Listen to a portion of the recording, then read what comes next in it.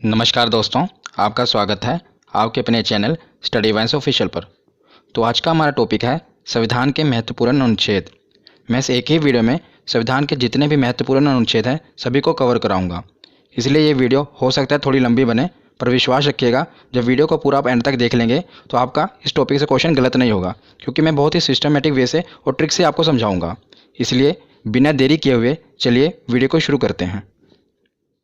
चलिए वीडियो की शुरुआत करते हैं और हम समझना शुरू करते हैं संविधान के महत्वपूर्ण अनुच्छेद के बारे में। अक्सर हम क्या गलती करते हैं कि जितने भी अनुच्छेद हैं इन्हें बीच बीच में से पढ़ना शुरू कर देते हैं, जिस करके ये हमें याद नहीं रहते। पर इस वीडियो में मैं आपको पूरा सिस्टमेटिक वे से इसे पढ़ाऊँगा और जो भी है सबको मैं जहाँ पर ज़रूरत पड़ेगी ट्रिक से बताऊँगा। तो ये वीडियो काफ़ी इंपॉर्टेंट होने वाली है आपके लिए। तो चलिए इसको शुरू करते हैं। तो सबसे पहले हम जानते हैं कि संविधान में 22 भाग 395 अनुच्छेद और 12 अनुसूचियाँ हैं। ये पहले मैंने आपको बता दिया। इससे पहले मैंने इसकी 2 वीडियो अपलोड कर दी हैं पॉलिटी की। अगर आपने नहीं देखी तो उस वीडियो को भी जरूर देख लेना। तो इसमें कितने भाग हैं? 22 भाग 395 अनुच्छेद और 12 अनुसूचियाँ। हालांकि अब इसके अनुच्छेद बढ़कर 470 हो गए हैं, पर मूल रूप से ये 395 अनुच्छेद ही हैं। कैसे? क्योंकि 395A, 395B, 395C ऐसे करके ये जुड़कर लगभग 470 हो चुके हैं। पर हमें याद रखना है कि ये 22 भाग 395 अनुच्छेद और 12 अनुसूचियाँ ही हैं। अब हम इसकी शुरुआत करते हैं।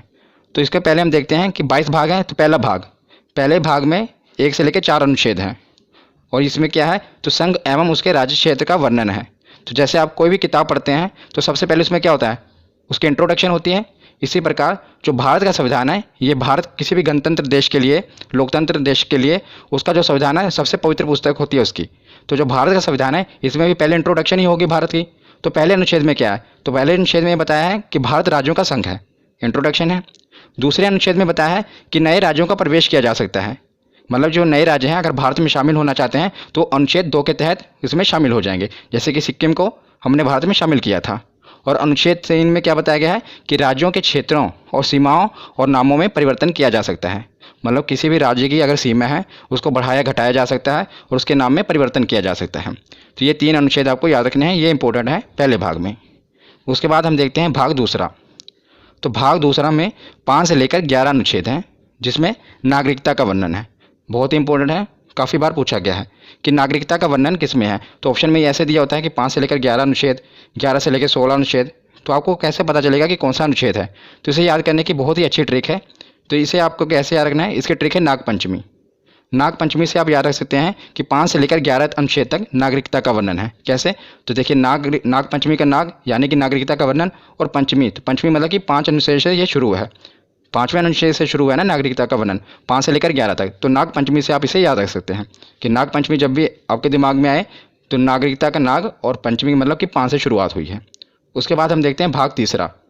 तो भाग तीसरे में 12 से लेकर 35 अनुच्छेद तक है और इसमें मौलिक अधिकार यानी कि फंडामेंटल राइट्स का वर्णन है। तो इसके ऊपर मैं एक स्पेशल वीडियो बना दूंगा पूरे मौलिक अधिकार के ऊपर, क्योंकि काफ़ी इंपॉर्टेंट है। पर इसमें अभी हमें इतना ही जानना है कि भाग तीसरे में मौलिक अधिकार का वर्णन है। तो मौलिक अधिकार कौन कौन से हैं? जैसे कि समानता का अधिकार हो गया, स्वतंत्रता का अधिकार, शोषण के विरुद्ध अधिकार, धार्मिक स्वतंत्रता का अधिकार, संस्कृति और शिक्षा संबंधी अधिकार और संवैधानिक उपचारों का अधिकार। तो अभी हमें इतना जानना है कि 12 से लेकर 35 तक मौलिक अधिकार हैं। उसके बाद हमें देखना है कि भाग 4A, ये काफ़ी इंपॉर्टेंट है। 4 नहीं था, 4A और इसका जो अनुच्छेद है वो 51A। इसमें मौलिक कर्तव्य का वर्णन है कि जैसे कि जो हमारा संविधान बना है, संविधान में हमारी भलाई के लिए बहुत से कानून हैं, पर जनता का भी तो ये फर्ज बनता है कि उसके देश के प्रति, तो इसलिए हमारे कुछ मौलिक कर्तव्य भी निर्धारित किए गए हैं। ये मैं कहाँ से ले गया है? तो ये स्रोत है जो है ये रूस से लिया गया है मौलिक कर्तव्य। मैंने आपको पिछली वीडियो में बताया था। जिसके रिलेटेड ये भी पूछा जाता है कि किसकी सिफारिश पर मौलिक कर्तव्य को संविधान में जोड़ा गया, क्योंकि इसे बाद में जोड़ा गया था। तो स्वर्ण सिंह समिति की सिफारिश पर वर्ष 1976 में, याद रखिएगा, वर्ष 1976 में 42वें संविधान संशोधन, मतलब संविधान में अमेंडमेंट किया गया था और 42वें संविधान संशोधन के तहत इसे संविधान में शामिल किया गया था। किसे? मौलिक कर्तव्य को। ये सब कुछ पूछा जाता है कि किस संविधान संशोधन के तहत और कौन सी समिति की सिफारिश पर। तो स्वर्ण सिंह समिति थी और 42वां संविधान संशोधन था। तो 4A के बाद अब हम आगे देखते हैं भाग 5 और भाग 6। इसको साथ ही साथ याद करेंगे, क्योंकि साथ ही साथ इसको आप याद करोगे तो बहुत ही आसानी से याद हो जाएगा। मैं ट्रिक से आपको बताऊंगा। तो भाग 5 में है 52 से लेकर 151 अनुच्छेद और भाग 6 में है 152 से लेकर 237 अनुच्छेद। ये आपको नहीं भी पता होगा तो काम चल जाएगा, क्योंकि मेन क्या पूछा जाता है मैं आगे आपको बताता हूँ। तो भाग 5 में मेनली है राष्ट्रपति के बारे में बताया गया है और भाग 6 में राज्यपाल, क्योंकि दोनों एक ही जैसे हैं केंद्र में जो भूमिका राष्ट्रपति की होती है वही किसी भी राज्य में भूमिका राज्यपाल की होती है। इसलिए मैं इसको साथ साथ कवर कर रहा हूँ, क्योंकि इस तरह आप पढ़ेंगे तो आपको ज़्यादा देर तक याद रहेगा। तो राष्ट्रपति का सबसे ज़्यादा इंपॉर्टेंट अनुच्छेद 52, इतनी बार एग्जाम में पूछा गया, हर बार शिफ्ट में पूछा ही जाता है कि राष्ट्रपति का पद किस अनुच्छेद में वर्णन है, तो अनुच्छेद 52 में। तो इसको आप याद कैसे करेंगे, तो मैं इसको आपको याद करने का तरीका बताता हूँ। तो इसको याद करने की एक ट्रिक है। देखिए, अगर आप कोई चीज़ इमेज से याद करते हैं ना, तो वो आपके माइंड में ज़्यादा देर तक रहती है, सब कॉन्शियस माइंड में आपके बैठ जाती है, और वो चीज़ आप ज़्यादा देर तक याद रख सकते हैं। इसलिए मैं आपको इसे इमेज से याद कराऊंगा। तो आप देख रहे हैं ना, अनुच्छेद 52 है, इसी डिजिट से हमें याद होगा राष्ट्रपति पद के बारे में। देखिए, जो ये दो देख रहे हैं ना, ये अब दो ऐसा लग रहा है जैसे किसी के आगे झुका हुआ है, गिड़गिड़ा रहा है। आगे आप देख रहे हैं ये 5 मतलब राष्ट्रपति। जब भी आपके दिमाग, क्योंकि जब भी आपको ये आएगा ना, तो ऑप्शन ऐसे आएगा 52, ऑप्शन 53, 54, मतलब 7 वाले आएंगे, और आपसे पूछा जाएगा कि राष्ट्रपति पद का वर्णन किस में है। तो आपको देखते ही पता लगना जाना चाहिए कि जो इसके आगे जो 2 है वो आपको ऐसा लग रहा है ना कि झुका हुआ है। और आपको पता है राष्ट्रपति के हाथ में बहुत पावर होती है, वो चाहे तो किसी की फांसी की सजा भी माफ़ कर सकता है। तो जो 2 है वो लग रहा है कि आगे उसके गिड़गिड़ा रहा है और माफ़ी मांग रहा है, और जो 5 है आपको देख रहे हैं ना बैठा हुआ है। तो इससे आप पता लगता है कि जो राष्ट्रपति का पद है अनुच्छेद 52 में, ये एक ट्रिक है जिससे आप इसको याद रख सकते हैं। उसके बाद देखते हैं अनुच्छेद 53। अनुच्छेद 53 में क्या है, राष्ट्रपति का पद है तो उसके पास शक्तियाँ भी होंगी और कार्य भी होंगे। तो अनुच्छेद 53 में शक्ति और कार्य का वर्णन है। उसके बाद देखते हैं अनुच्छेद 54 निर्वाचन। देखिए, इसकी राइमिंग बैठी ना, 54 निर्वाचन। तो अनुच्छेद 54 में क्या है कि राष्ट्रपति का निर्वाचन कैसे किया जाना है, ये उसमें बताया गया है। और उसके साथ हम देखते हैं राज्यपाल का। तो राज्यपाल का भी आप साथ ही में याद करिएगा, बस इसमें क्या करना है, +1 जोड़ना है। तो जैसे 52 है, 52 में क्या हुआ 53, जो आपने 1 जोड़ा वो उसके आगे लगा देना है, क्योंकि राष्ट्रपति और राज्यपाल साथ ही साथ चलते हैं। इसीलिए 52 है, 52 में 1 जोड़ देना। 53 के आगे आप 1 लगा देंगे, तो ये राज्यपाल का पद हो गया। और अनुच्छेद 53 में क्या था, शक्ति कार्य, तो इसका अनुच्छेद 154 में शक्ति कार्य। इसमें भी क्या करना है, 53 में 1 आपको जोड़ना है, 1 54 हो गया, और वही 1 उसके आगे लगा देना है। उसके बाद इसमें 54 में निर्वाचन था, इसमें 55 में निर्वाचन है। 54 में आपको 1 जोड़ना है और वही 1 इसके आगे लगा देना है। तो इन तीनों से आप ये तीनों साथ साथ याद कर रहे हैं, देखा कितनी आसानी तरीके से। और ये सभी 6 के 6 पूछे जाते हैं। आप एक ट्रिक से सबको याद कर सकते हैं। बस आपको क्या करना है, जैसे आपको ये इमेज से याद रहेगा ना राष्ट्रपति पद के बारे में, तो आपको पता हो कि राष्ट्रपति का पद है 52 पे, तो आगे उसकी शक्ति है, उसके बाद निर्वाचन है। तो 52 में आपने 1 जोड़ा, कितना हुआ 53, जो आपने 1 जोड़ा वो उसके आगे लगा देना 153। तो उसमें राज्यपाल का पद है, उसके आगे उसके शक्ति कार्य हैं, उसका निर्वाचन है। इसे आप दोनों याद रख सकते हैं। उसके बाद हम राष्ट्रपति के आगे देखते हैं कि निर्वाचन तो हो गया, और राष्ट्रपति को हटाया कैसे जाएगा, क्योंकि यह तो लोकतंत्र है, मतलब यहाँ पर कोई भी सिक्योर नहीं है, हर आदमी के पीछे कोई ना कोई बैठा है उसको हटाने के लिए। तो अब इसमें देखते हैं अनुच्छेद 61, ये भी काफ़ी बार पूछा गया है, महाभियोग। तो महाभियोग, इसके द्वारा राष्ट्रपति को उसके पद से हटाया जा सकता है, महाभियोग के द्वारा। महाभियोग के बारे में मैं आपको और भी बताता हूँ कि महाभियोग किसी भी सदन में लाया जा सकता है, चाहे राज्यसभा हो या लोकसभा हो।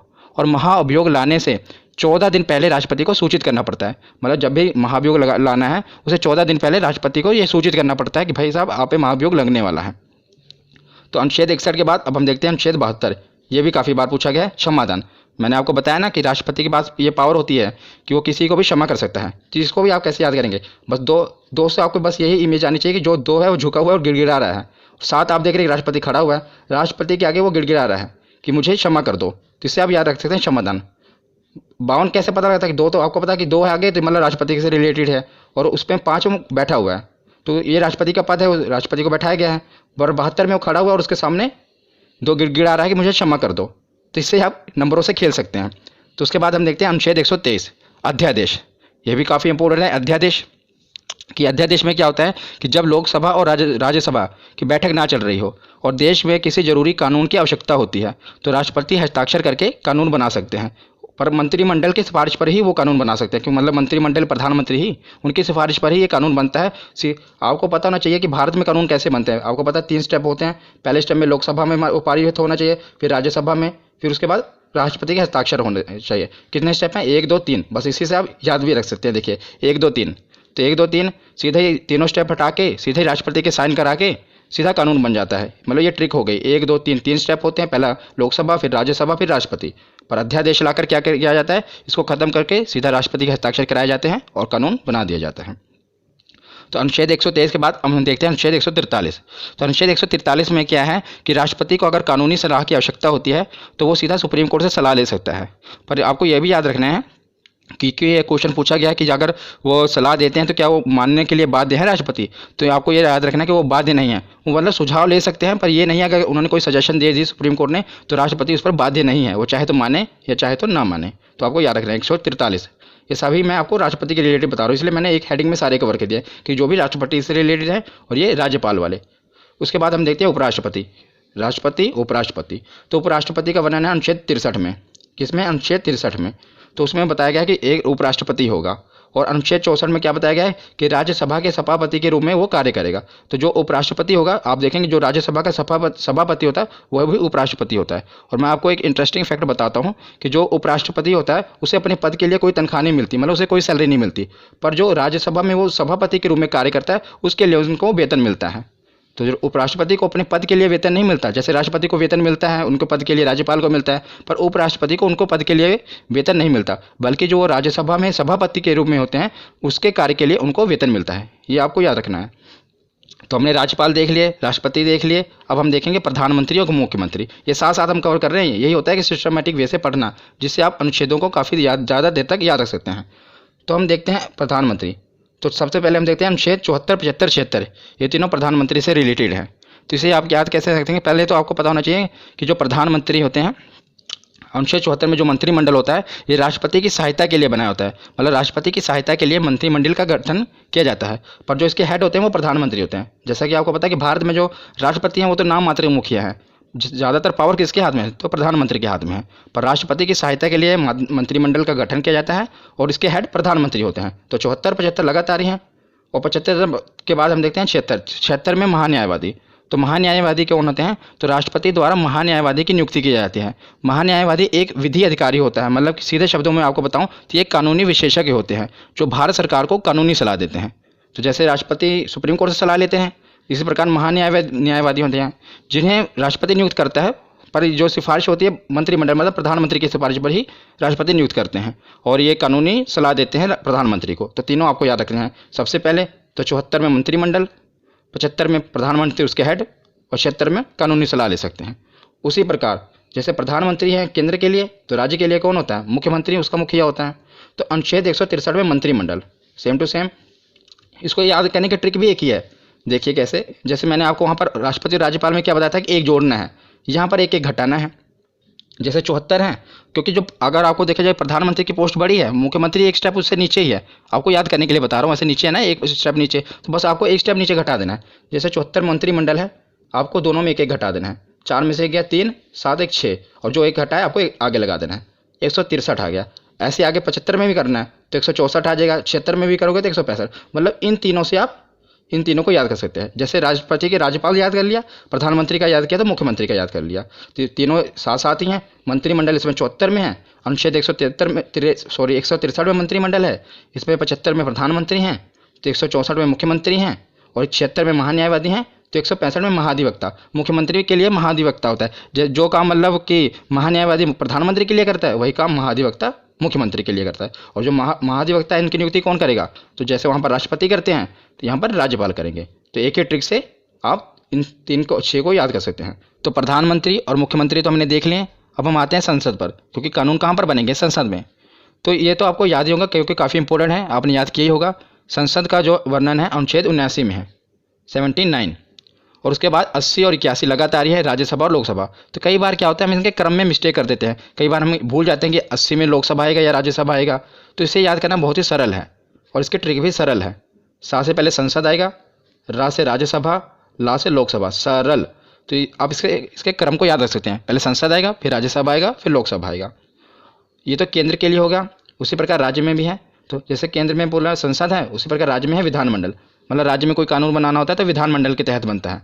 तो विधानमंडल, और विधानमंडल में क्या होता है? विधानसभा और विधान परिषद। ज़्यादातर विधानसभाएं होती हैं और बस केवल 6 राज्य ही हैं जहाँ पर विधान परिषद है। मैं आपको बताऊंगा, ज़्यादातर हर जगह मतलब ज़्यादातर राज्यों में विधानसभा है। तो इसे आप याद कैसे करेंगे? जैसे हमने प्रधानमंत्री मुख्यमंत्री को किया, मतलब प्रधानमंत्री एक स्टेप ऊपर होता है, मुख्यमंत्री नीचे। उसी प्रकार केंद्र तो ऊपर है ना और राज्य नीचे। तो इसको भी ऐसे, मतलब टिक बता रहा हूँ आपको, तो इसको भी ऐसे ही घटाना है। 79 है, आपको एक एक घटा देना है। कितना? 9 में से गए 1, 8, और 7 में से गए 6, और जो एक घटा है एक आगे लगा देना है। तो 168, वहाँ पर संसद, यहाँ पर 168। एक ही ट्रिक से देखो आप सब याद कर रहे हैं, संसद का वर्णन और यहाँ पर विधानमंडल में।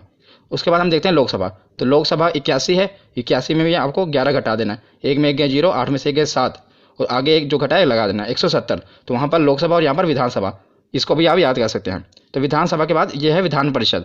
ये मतलब हर जगह नहीं है, सिर्फ केवल 6 राज्यों में है। तो 6 राज्यों में है। ये भी कई बार पूछ लिया जाता है कि बताओ कि विधान परिषद किन किन राज्यों में है। तो इसकी भी एक ट्रिक है, इसकी ट्रिक है टीबी, जुकाम। क्या? टीबी और जुकाम। इससे आप याद रख सकते हैं कि कहाँ कहाँ पर विधान परिषद है। टी से जैसे हो गया तेलंगाना, बी से हो गया बिहार, तेलंगाना और बिहार। जैसे जम्मू कश्मीर, तो ये जम्मू कश्मीर पहले था, लेकिन अब जब से ये केंद्र शासित प्रदेश बन गया है तो यहाँ पर विधान परिषद खत्म कर दी गई है। और ये पूछा जाता है कि किस राज्य में विधान परिषद खत्म कर दिया गया है, तो याद रखिएगा अब तो केंद्र शासित बन गया ना, तो जम्मू कश्मीर में।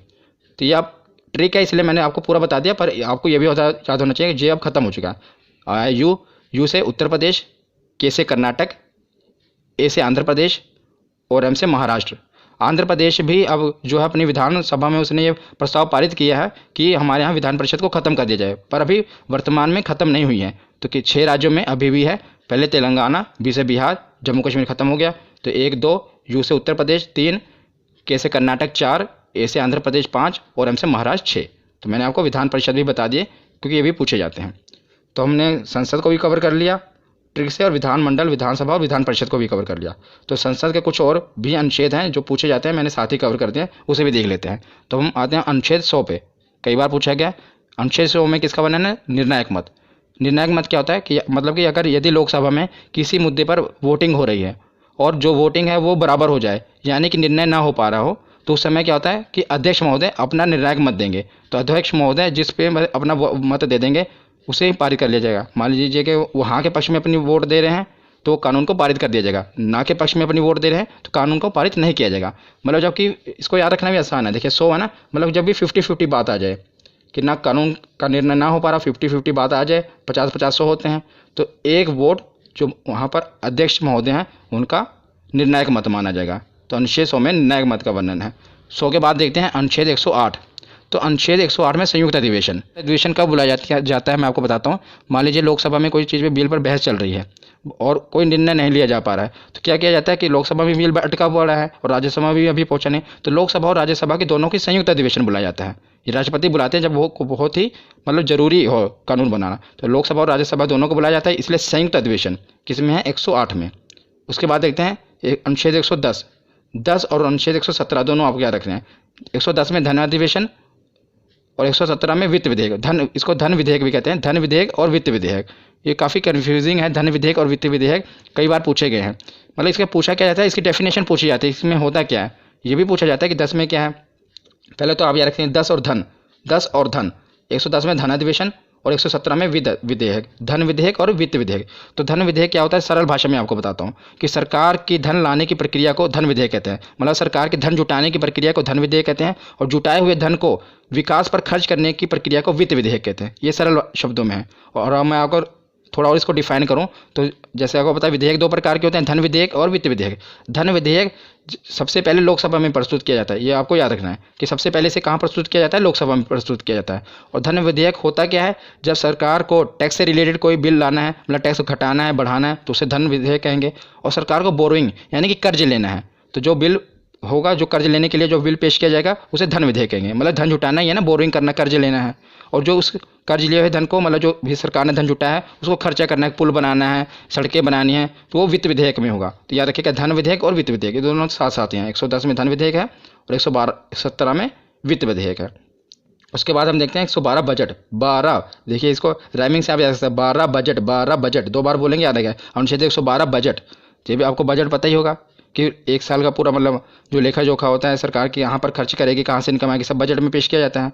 मतलब उसमें और 112 के बाद है अनुच्छेद 116। तो जब सरकार बजट पेश करती है तो कई कुछ खर्चे उसमें रह जाते हैं, जो कुछ खर्चों का वर्णन है फिर सरकार बाद में क्या कहते हैं, ये तो नहीं करेगी, बाद में 1 साल के बाद फिर बजट आएगा तब पेश करेगी। बीच में ही बजट से नहीं होता, उसके बीच में ही अलग से बिल के रूप में लाकर संक्षेप में एक बिल पास करा लिया जाता है, जिसे लेखा अनुदान कहते हैं।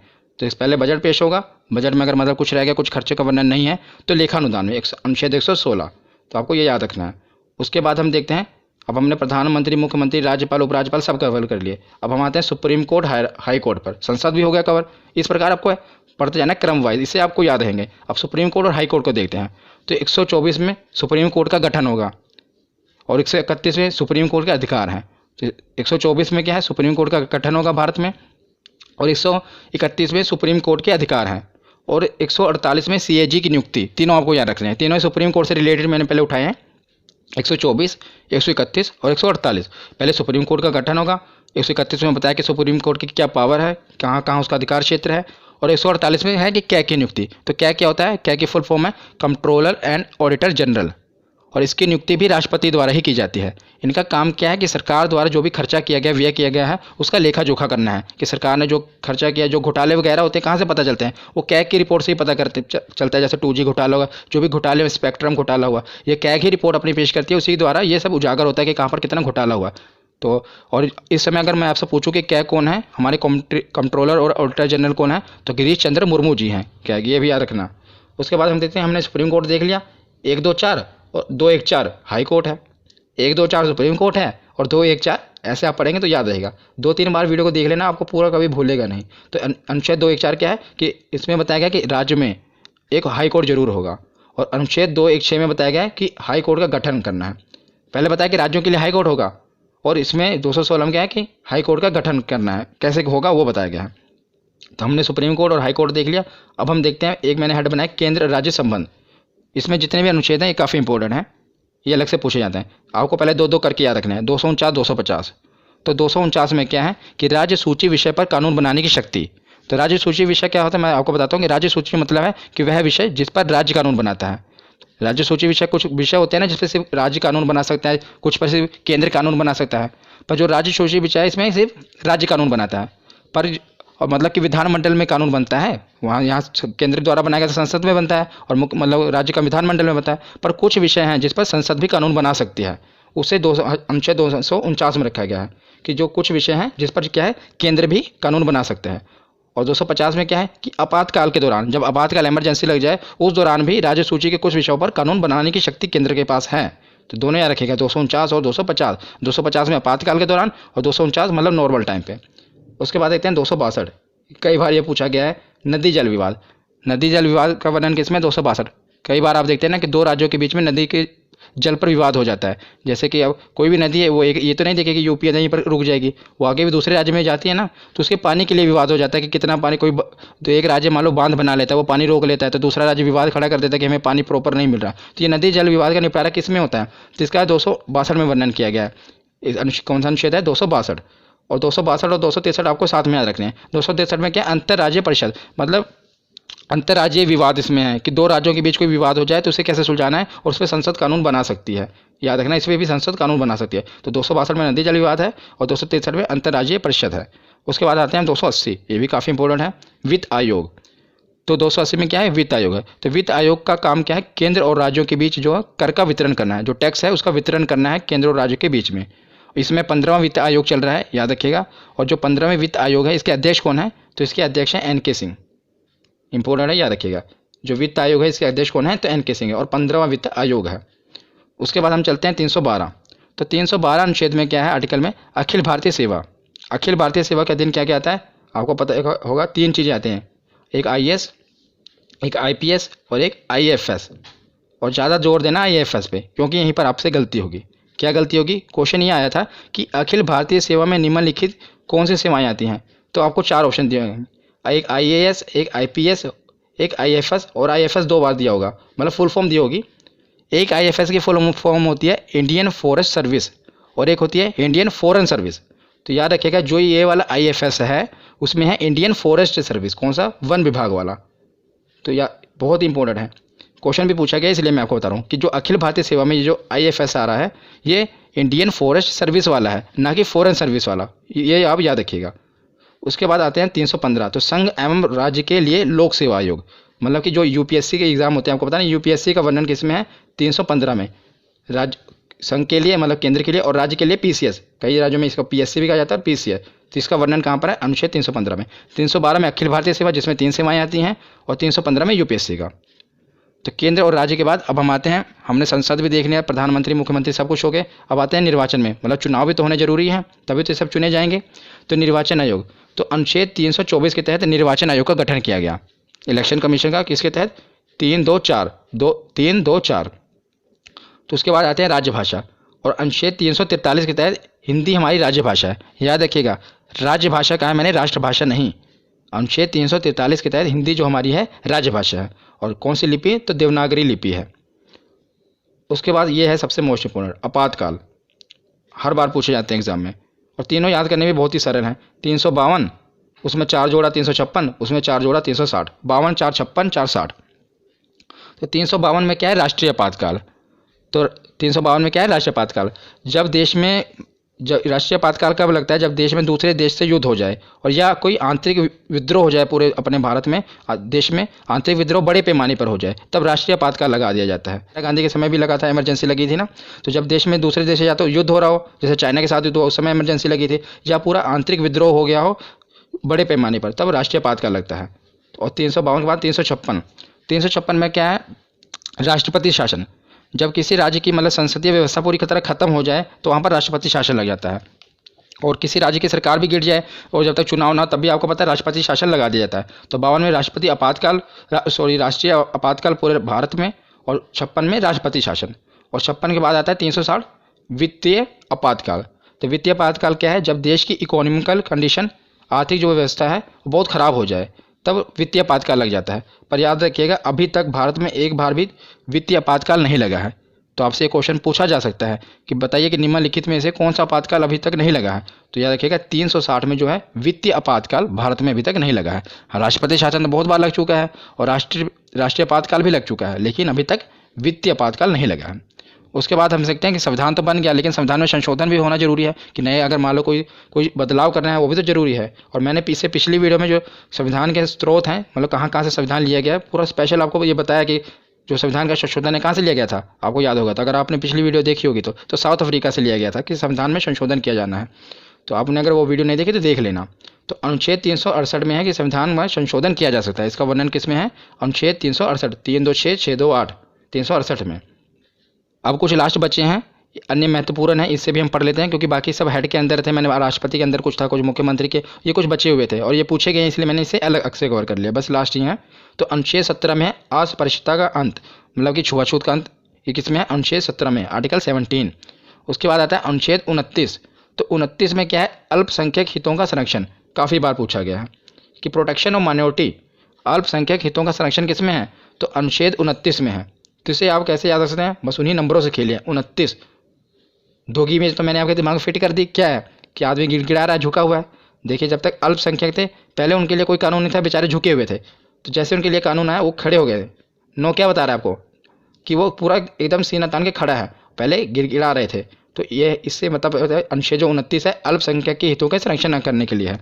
नंबर से आप खेलिए, इससे आपको याद रहेगा। 29 के बाद देखते हैं अनुच्छेद 40। 40 में क्या है कि पंचायत राज प्रणाली, इसका वर्णन अनुच्छेद 40 में है। अब लास्ट में देखते हैं अनुच्छेद 32, मोस्ट इंपोर्टेंट है।